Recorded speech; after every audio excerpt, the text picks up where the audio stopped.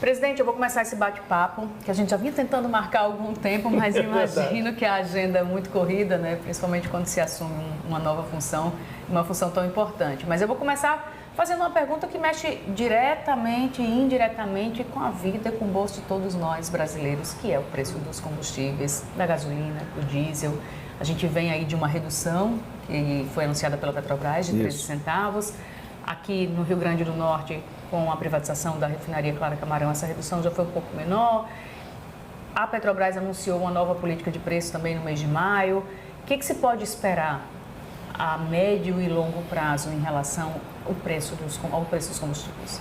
Olha, Emily, em primeiro lugar, o que se pode esperar é o que foi prometido pelo presidente Lula na campanha: abrasileirar os preços. Isso não significa tabelar preços, isso não significa absolutamente que o preço não vai variar para cima, eventualmente, quando necessário, mas isso certamente significa incorporar ao preço do combustível no Brasil a vantagem do país ser autossuficiente em petróleo, produzir petróleo no próprio Brasil, produzir tanto quanto consome, e ter mais de 80% da capacidade de refinar esse petróleo e transformar em produtos finais. Isso precisava ser refletido na economia brasileira, porque, do contrário, nenhuma nação buscaria produzir petróleo no seu próprio território, já que isso não teria vantagem nenhuma, bastaria comprar de fora. O que estava vigindo anteriormente era o preço de paridade de importação, que era o quê? O preço fictício, um preço de Roterdã ou de algum centro maior de despacho de produto mundial, mais as despesas de frete colocados numa porta de refinaria brasileira. Porque essa refinaria, esse refinamento não era feito aqui? Era feito aqui. 85% é feito no Brasil, mas há uma abstração de preço e impunha à Petrobras praticar um preço que era um preço como se tudo fosse importado, entendeu? Então, como se toda gasolina, todo diesel, todo gás de cozinha, todo o QAV, querosene de aviação, fosse 100% produzido fora do Brasil. Mesmo sendo refinado aqui em grande parte. Mesmo sendo refinado aqui em grande parte, com petróleo produzido aqui também. Ora, mesmo que você não considerasse os efeitos de que a maior parte dessas despesas nesses investimentos é em reais, mesmo que você considerasse só a distância física, só assim, o fato de ser um produtor, um campo produtor no Brasil, uma refinaria no Brasil, sem o frete, etc., já deveria ser um preço diferente de Roterdã, mais um frete para colocar aqui. Então, essa questão da paridade de importação favorecia quem? O importador. Mas isso, de certa forma, ajudou a aumentar o valor da empresa Petrobras, a antiga política de preço? Interessante, né? A gente achou que quando a gente terminasse com o PPI, pelo menos durante uma semana ou duas, até a gente explicar tudo, a ação ia cair. A ação subiu. E desde que assumimos a empresa, a ação valorizou, né? O valor da empresa valorizou 40%. Manter essa imagem da Petrobras, que foi reconstruída, digamos assim, né? E que, como o senhor acabou de falar, vem ganhando ainda mais valor de mercado. É um grande desafio manter essa imagem até perante a população, né? Porque se a gente levar em consideração que o governo é o principal acionista, a população, de uma forma geral, é o principal acionista, né? Então, é um grande desafio, levando em consideração também o histórico recente da Petrobras envolvida em várias operações de combate à corrupção. A Petrobras passou por vários traumas, né? E até alguns traumas até bons, porque, por exemplo, encontrar o pré-sal foi uma coisa, por assim dizer, no bom sentido, traumática, no sentido de ter que estocar e buscar uma grande nova reserva, desafiar tecnicamente 7 quilômetros de sal debaixo de 3 mil metros de água, enfim, tudo isso. Mas, por outro lado, houve um período de grande euforia de investimentos que acabou levando a uma cooptação de gestores por cartéis de empresas. Então, esse é o negócio quando se chama de Lava Jato, etc. Mas foi isso, foi um sistema de cartéis de empresas que foi alimentado ao longo de muitas décadas de obras civis e obras públicas de todo gênero, em tudo que é lugar, de prefeitura a empresa estatal, que estourou ali naquele processo de euforia de investimentos da Petrobras através da cooptação de seus gestores. Ponto. Né? Isso basicamente bloqueou a engenharia nacional, porque foram as empresas que acabaram sendo punidas e não as pessoas. Né? Foi um grande erro.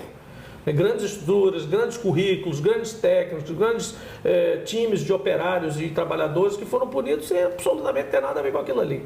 Né? E agora a gente o desafio é resgatar essa credibilidade, no caso da Petrobras e no caso do acionista majoritário do governo, que as pessoas não sintam, e acho que a gente tem tido sucesso nisso, que o mercado, inclusive o internacional, não tenha resistências a ser sócio do Estado brasileiro. Esse é um grande desafio, entre outros, da nossa gestão. Ser sócio do Estado brasileiro tem que ser um bônus e não um ônus. Tem que ser uma razão para eu querer estar com aquela ação, segurar aquela ação por mais prazo, não especular tanto, que eu quero também trocar o perfil do acionista, né? A gente quer um acionista mais conservador, um acionista de mais longo prazo, porque nós estamos manejando um transatlântico, não é uma lanchinha rápida.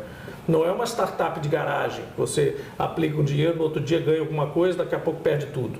Né? É uma empresa que vai fazer 70 anos agora, nós queremos mais 70 anos de Petrobras, no mínimo, produzindo o que tiver que produzir para continuar a existir. Daí a importância da transição energética, daí a importância de estudar e trabalhar o mercado brasileiro de combustível como um elemento de competitividade, de vantagem para a Petrobras e não simplesmente aplicar paridade de importação. Essa transição energética sempre foi uma bandeira levantada pelo senhor, ainda enquanto parlamentar, e também enquanto presidente da Petrobras, foi uma das medidas já anunciadas desde quando assumiu o cargo. De que forma o Rio Grande do Norte pode se dar bem no sentido do potencial que o Rio Grande do Norte tem, que todos nós sabemos, de energia renovável, tanto eólica como energia fotovoltaica, energia solar? De certa forma, o Rio Grande do Norte está pronto para isso, né? O Rio Grande do Norte, invertendo um pouco a resposta, começando pelo nosso estado, ele fez a sua transição energética, ou pelo menos uma grande parte do primeiro estágio da transição energética. É bom lembrar, eu, por exemplo, quando cheguei aqui há 22, 23 anos atrás, o estado, eu vim para trabalhar com petróleo. Eu vim porque aqui era o estado produtor de petróleo e o primeiro grande produtor, o líder do ranking de produção de petróleo em terra. Pois bem, nós chegamos 20 anos depois ao momento em que nós somos líderes também em geração de energia eólica, portanto renovável, em terra. Então nós, assim, quase que sem perceber, para mim não, né, porque eu estava no meio do negócio, mas sem perceber, as pessoas não se deram conta que a gente trocou uma coisa pela outra e não chegou a perder muito, né? É claro que regionalmente você tem variações, Mossoró caiu, o Mato Grande aumentou e ganhou, quer dizer, regionalmente, mas o balanço da economia do Rio Grande do Norte, tenta imaginar o que seria se nós tivéssemos a queda de importância que o petróleo teve, independente de entrada de outras empresas ou não, mas a queda de produção foi significativa. Nós já produzimos mais de 100 mil barris dia de petróleo, estávamos produzindo 16 mil, né? Quer dizer, próximo, menos de 20% que a gente produzia historicamente. Tenta imaginar o impacto disso para a economia se nós não tivéssemos começado a eólica lá atrás, em 2003, e realizado a partir de 2008. E olha quanto tempo levou. 2003 começamos a pensar nisso, com a governadora Vilma, trouxe aqui, fiz um programa de energia para o Estado, um plano energético para o Estado futuro, já falando em refinaria, em energia eólica, em energia solar, em integração, na época, integração energética com petróleo e gás, etc., em refinaria, né? E só começou a se realizar isso 5 anos depois, de 2003 para 2008, e depois de 2008 a 2012 o auge, onde nós nos tornamos realmente líderes e potência energética em eólica e, portanto, energia renovável, e aí começa um ciclo também de solar e tal, etc. Então, assim, é muito importante a gente dizer que o Rio Grande do Norte está pronto para o investimento não só em transição energética, mas em consolidação energética. E o Rio Grande do Norte também querendo sair na frente em relação ao hidrogênio verde, né? Hidrogênio verde também é uma coisa que é viável com grande, massiva capacidade de energia próximo do mar ou próximo da água. Precisa captação de água, porque o hidrogênio é justamente decorrente da separação das moléculas do H2O, né, da famosa água. E você precisa de muita energia para fazer essa separação e gerar o hidrogênio. Então, o hidrogênio verde é aquele que essa energia que é para separar as moléculas é energia renovável. Então, você pode usar energia que não é renovável, e aí vai ser hidrogênio azul, hidrogênio cinza, tem hidrogênio marrom, tem tudo que é cor. Tem um espectro de cores enormes, dependendo da fonte de energia que você usa para separar a molécula. Então, no nosso caso, o hidrogênio cinza e azul, decorrente de gás, que no Sudeste pode proliferar, e o verde, que é o nosso, com energia eólica offshore. Então, as plantas de hidrogênio vão impulsionar parques offshore.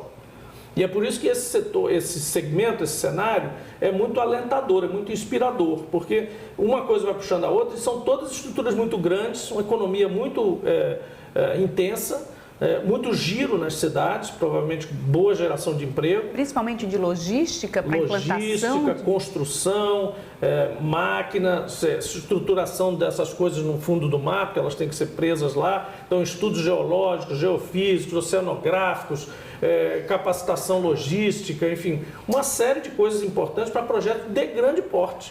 Então, são projetos realmente que não deixam nada a desejar em relação a projetos offshore, por exemplo, na área de petróleo. É claro que em petróleo é muito mais complexo, porque você tem combustível rodando e petróleo e gás rodando dentro de uma plataforma, gente morando nela. Eólica é mais simples, mas não por isso menos importante. Presidente, muito obrigada. Eu sei que o tempo é apertado. Obrigada por conseguir um espaço aí na sua agenda para conversar com a gente. Obrigado. Obrigada. O hidrogênio verde, que foi assunto aí na entrevista, é uma fonte de energia limpa que só emite vapor de água e não deixa resíduos no ar, ao contrário do carvão e do petróleo.